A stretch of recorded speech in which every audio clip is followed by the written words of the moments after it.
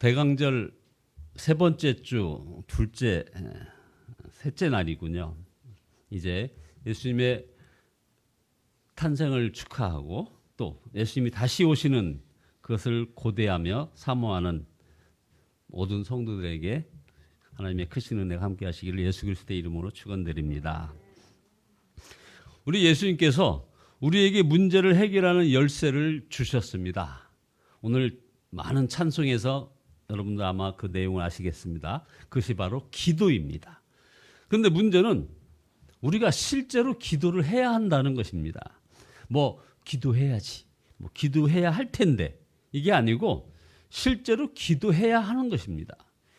이렇게 우리가 기도하지 못하는 배경에는 마귀의 역사가 있는 것 분명합니다. 마귀가 기도하면 우리를 감당할 수 없음을 이게 아는 겁니다.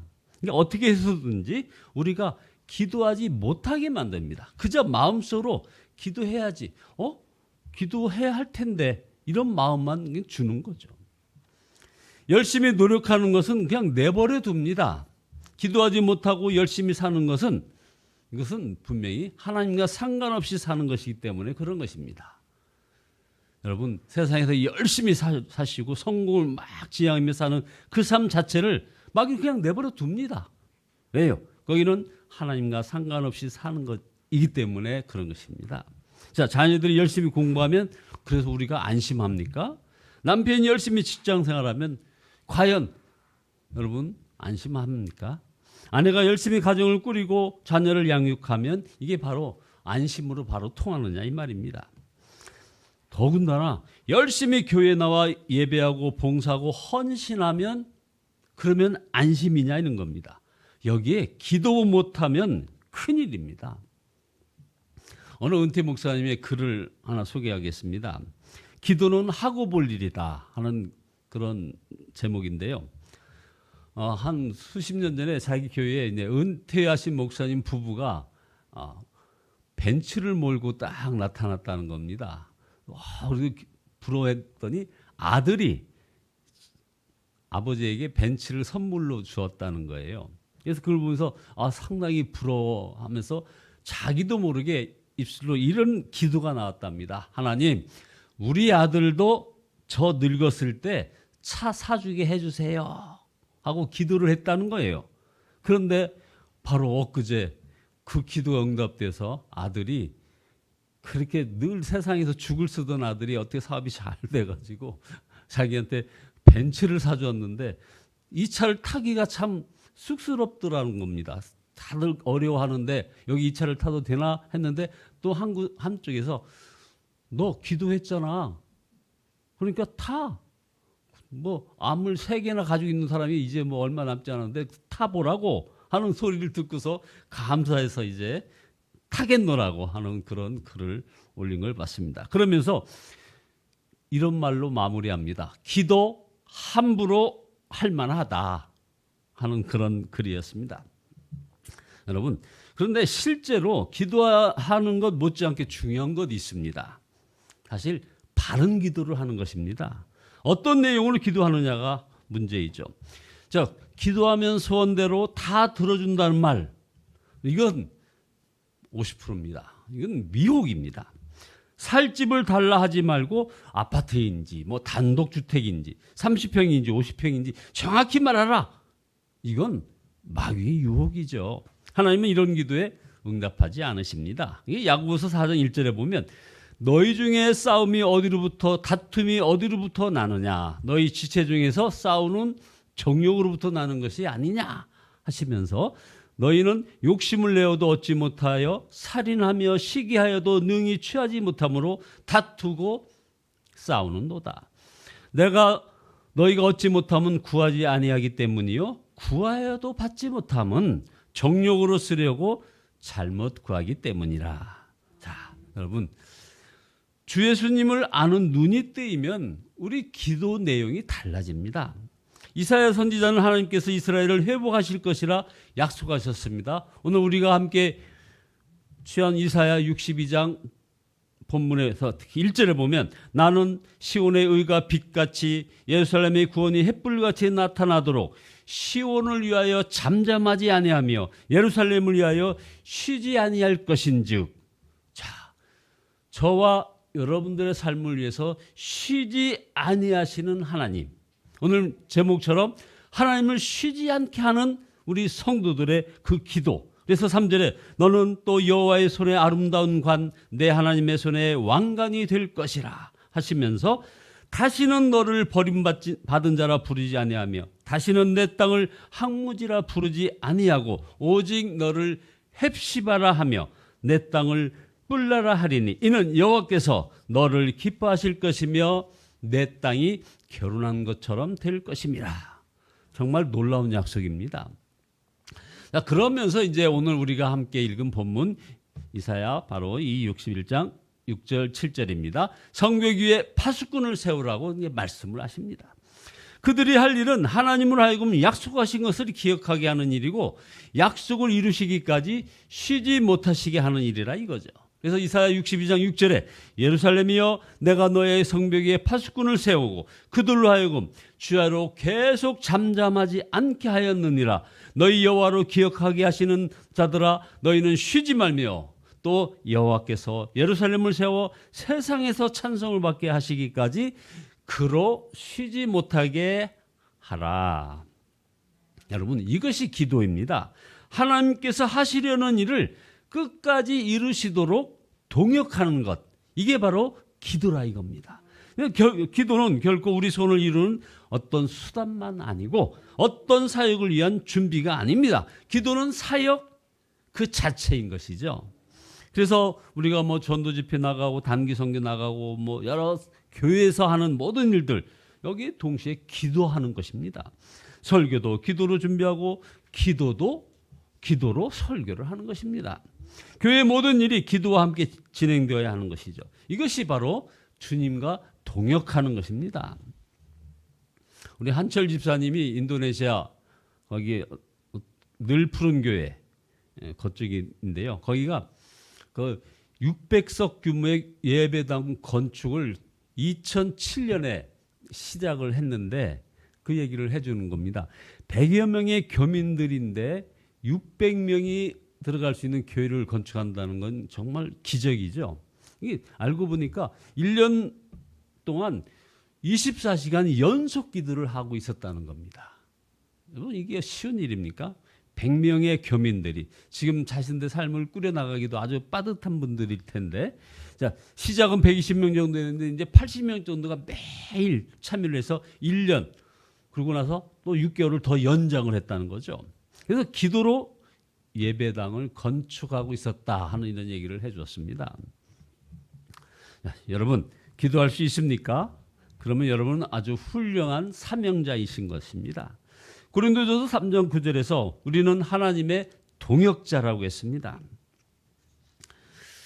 어떤 목사님이 이런 얘기를 해줘요. 캐나다의 캐리 무어라는 목사님이 이분 설교를 들을 때마다 막 가슴이 막 뛰는 그런 감동을 주었답니다. 그분의 설교를 들으면서 많은 사람들이 막 울고 가슴을 쳤는데 그분은 그냥 단순하게 예수님 믿으세요라고 하는 그런 내용의 단순한 복음을 전하는 겁니다. 그런데 이상하게 그분의 말을 들으면 가슴이 울리는 감동을 느꼈다는 거예요. 그래서 얼마 전에 이분이 우리나라에 왔을 때 다시 또 물었답니다. 자담회에서 목사님, 제가 6년 전에 목사님 설교를 듣고 아주 감동하였는데 어떻게 그렇게 설교를 잘하시는지 그 비결이 어디 있습니까? 했더니 이분이 하시는 말이 이런 겁니다. 자기는 하루에 성경을 많이 읽는 것은 말할 것도 없고 일주일에 책을 3-4권을 읽고 원고 쓰는 시간만 20시간을 쓴다는 겁니다. 그리고 근데 문제는 그 원고를 붙잡고 밤새도록 기도하고 자기 교회 성도들에게 막 기도를 부탁하고 그다음 장애가 있어서 걸어다니지 못하시는 아버지가 계신데 그 아버지 목사님에게 침상에서 기도를 많이 하시는 분이다. 그냥 설교 때마다 전화를 해가지고 아버지, 제가 지금 이사야 61장 6절에서 7절을 말씀을 가지고 설교를 하니까 좀 기도해 주세요 하면은 아버지가 그 몇 분만 기도하시는 것이 아니고 설교하는 내내 기도하고 계신다는 겁니다. 그러니 그 설교에 능력이 나타났고 그 설교를 듣는 사람들이 가슴을 치게 된 것이다. 이렇게 얘기를 하는 얘기를 전달받았습니다. 하나님으로 쉬지 못하시게 하라고 해서 우리가 하나님을 마음대로 움직인다는 말은 결코 아닙니다. 기도는 하나님의 역사가 계속되게 하는 그런 힘이라는 것이죠. 기도가 중단되면 하나님의 역사도 당연히 중단되는 겁니다. 이처럼 기도로 하나님과 동역할 때 반드시 명심할 것은 되어지는 일을 바라보는 것이 아니라 하나님을 바라보아야 한다는 것입니다. 때때로 기도할 의욕이 사라질 때가 있습니다. 왜 이런가 돌아보면 이게 무엇인가 하나님께 서운한 게 있는 거예요. 기도하며 사명을 위해 열심을 다했는데 이 열매가 없을 때 하나님에게 배반당하는 것 같은 그런 마음이 드는 것입니다. 솔직히. 참으로 신실한 주의 종인데도 사역의 열매가 없고 가난하고 병든 사람들이 있습니다. 하나님 앞에서 가증한데도 부하고 건강하고 형통해 보이는 사람들이 또 있습니다. 그런데 말입니다. 그런 상황에서도 순교자에 대해서 묵상하면서 깨닫게 하시는 게 있습니다. 순교자는 무엇을 바라보며 살았기에 그 길을 끝까지 갈 수 있었느냐 이 말입니다. 주님만 바라보았기에 그 길을 갈 수 있었던 것이죠. 자, 순간순간 이제 힘들고 어려운 일은 좀 피하고 이제 좀 편안하고 부담 없이 지내면 안 될까? 이런 마음이 막 일어납니다. 그럴 때마다 지난 날을 돌아보는 거죠. 힘들고 어려운 때만 생각나는 것이죠. 주님 앞에서도 아마 마찬가지일 것입니다. 자, 출애굽할 때 홍해를 건넜던 이스라엘 백성들 얼마나 놀랐겠습니까? 사실 얼마나 두려웠으며 또 얼마나 가슴 졸였겠습니까? 여러분 한번 상상해 보십시오. 아마 세상에서 자기들이 가장 불행한 사람이라고 여겨졌을 것입니다. 그러나 두고두고 그 자리에 있었다는 사실로 인하여 이들은 자랑스러웠을 것입니다. 그러니까 어느 시대나 하나님에게서 주목하시는 곳이 있습니다. 이스라엘 백성이 홍해를 건너고 요단강을 건널 때 하나님께서는 거기를 주목하셨습니다. 다니엘이 들어간 사자굴이나 그 새 친구가 던져진 푸른 불 속을 하나님께서 주목하고 계셨습니다. 자, 우리의 삶 속에서도 하나님께서 주목하고 있는 곳이 있음을 알아야 합니다. 이제 우리 예수하나님교회가 이제 이전을 하는 이 12월에서 내년 3월 중순까지 우리 하나님께서 또 우리를 주목하고 계실 것입니다. 하나님은 아버지이시기에 우리의 고통과 눈물과 탄식이 있는 것을 주목하십니다. 고난의 현장이요 두려운 곳이요 막막할지라도 하나님께서 주목하시는 곳이라면 사실은 축복의 자리입니다.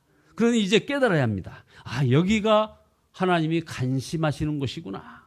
그것을 외면하거나 거기에서 도망가지 말아야 합니다. 후회하고 또 후회하며 땅을 치며 괴로워할 일입니다.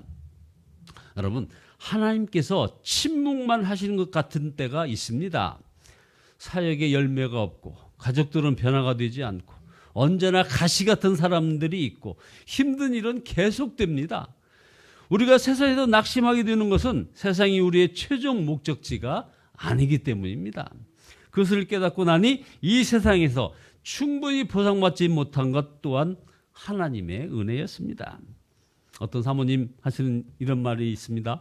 아주 시련 중에 믿음으로 살아보려고 애를 쓰는 어떤 가정에 칠순잔치가 있어서 거기서 예배를 드리는데 주님께서 아주 큰 소리로 말씀하시는 것을 들으셨다는 겁니다. 그걸 간증하는 거예요.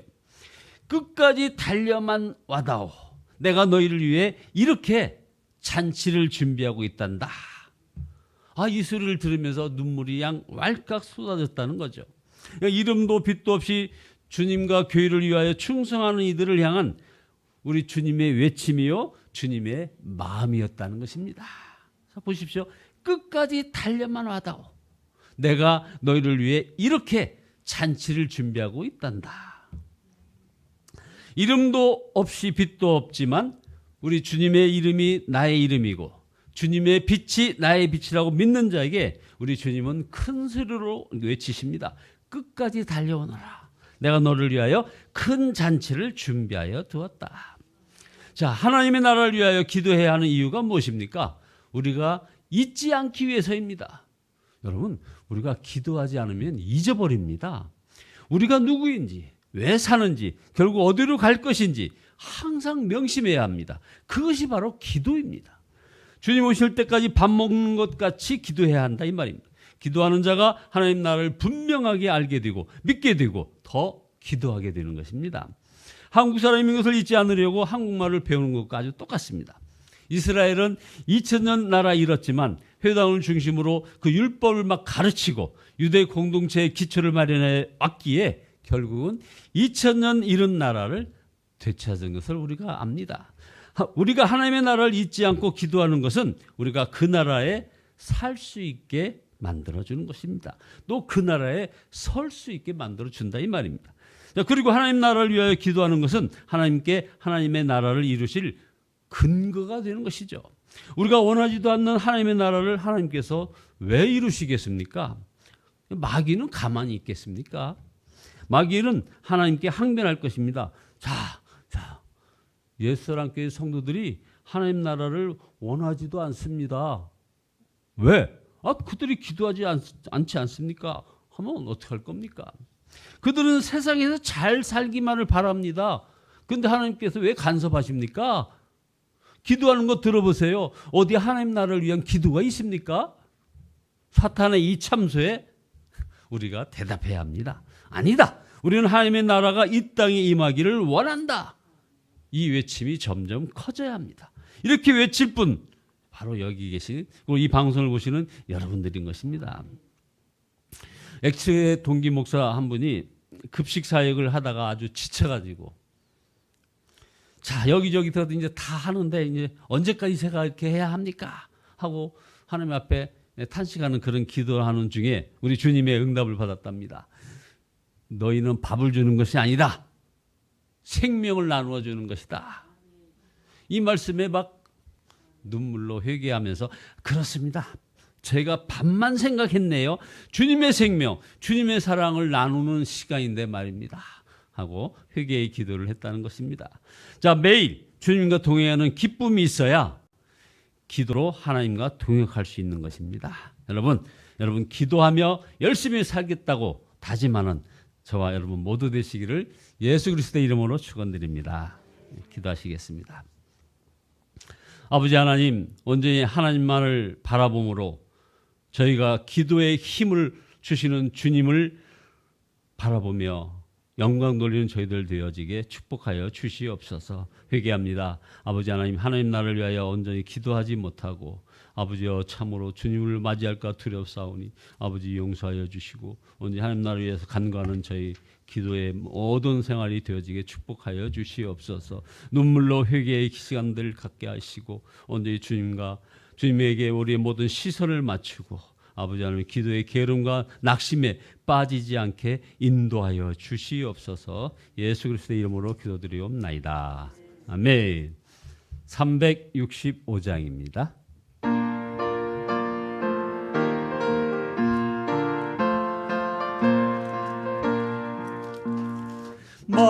마음속에 근심 있는 사람 주 예수 앞에 달려라. 슬픈 마음 있을 때라도 주 예수께 아뢰라. 주 예수 앞에 달려라. 주 우리의 친구니 무엇이나 근심하지 말고 주 예수께 아뢰라. 눈물 나며 깊은 한숨 쉴 때 주 예수 앞에 달려라. 은밀한 데 내게 있더라도 주 예수께 아뢰라. 주 예수 앞에 달려라. 주 우리의 친구니 무엇이나 근심하지 말고 주 예수께 아뢰라. 괴로움과 두려움 있을 때 주 예수 앞에 달려라. 내일 일을 염려하지 말고 주 예수께 아뢰라.